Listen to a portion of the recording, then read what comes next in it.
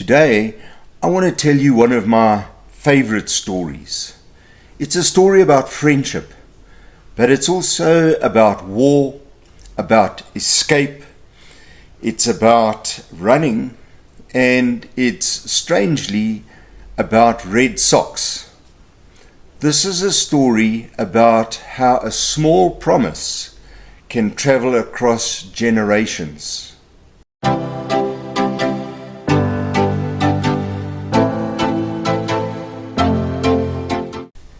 In the autumn of 1943, inside a prisoner of war camp in Italy, in a place called Laternia, 3 South African prisoners of war sat huddled in the dark.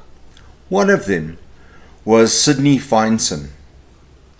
He turned to his friends and said quietly, "If we make it out of this war alive, I swear I will wear red socks every Friday to remember what happened here at Tobruk."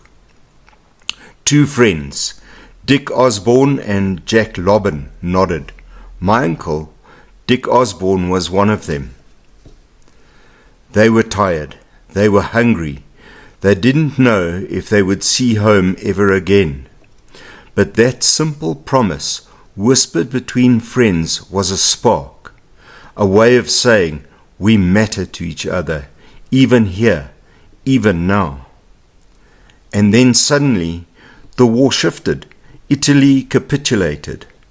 The prisoners were then shipped by train into Germany, deeper and deeper into danger. And on that long train ride, with fear on every face, Feinson and his mates decided, we're not doing this. And one by one, as the train rattled through the night, they leapt into the darkness, into hope, and into whatever freedom might mean. And somehow they made it. A small promise remained. Stories are strange things. Some spread like wildfire. Others are buried for years until someone picks them up and breathes life back into them. Decades later, a young South African named John McEnroy came across the story of Sidney Feinson, and it moved him deeply. Enough that he and his friend Ian Simons began wearing red socks every Friday.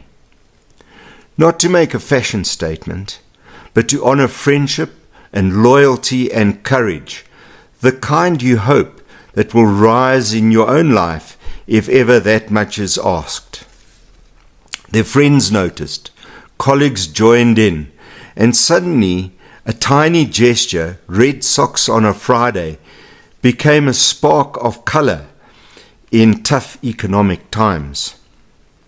A reminder that fellowship survives whatever the world throws at us. But there's another thread in this tapestry. There was another South African, one who also had a fierce free spirit, and he was Phil Masterson Smith. Many knew him as Unojwa, the hare. In 1931, he was just 19 when he won the Comrades Marathon by 2 yards, the youngest champion ever at that stage. The next year, he wanted to defend his title, but he was broke. Couldn't afford the train from Cape Town to Pietermaritzburg. Most of us would have given up right there and then, but not Phil. He was on a bicycle and he rode 1,500 kilometers across South Africa, 10 days on a thin seat, rough roads, blistered hands, and then on the 11th day he ran the Comrades Marathon and finished 10th. That's not sport. That's spirit. That's answering the call when something inside of you says, go.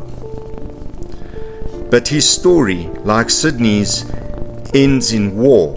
Phil Masterson Smith was killed in action in 1942, the very siege that shaped the vow of the Red Sox. 2 stories, 1 battlefield, and a lineage of courage. When John McEnroy began the Inodjua Challenge, that was back in 2011, and that retraces the steps of Phil Masterson's epic run. He must have felt if the ghosts of both Sydney and Phil were smiling on him. Not haunting, not warning, just reminding us of something that's essential. Life asks for heart. Life asks for companionship. Life asks for courage in ordinary clothes. The Red Sox became a symbol of that, a weekly nod to the ones that went before us and to the people who walk beside us now. I'm an older man now, and I'm not riding 1,500 kilometers across the Karoo. I won't leap off a POW train into the night, but I can honor the spirit that lies behind these stories. So each Friday morning when I pull on my red socks, I think of them. I hear the echo of the Inodjua riders. I see runners trotting through the early light, shouting that famous call, ShoooOps! It's a joyful, it's a little ridiculous, but it's deeply human. And it all goes back to a dark hut in a prisoner of war camp in Germany. There, 3 comrades huddled with fear, with hope, and the promise of freedom. And if we one day are free, we will wear red socks in celebration of this moment. And so we do that today. And so we celebrate with the word ShoooOps. Till next time.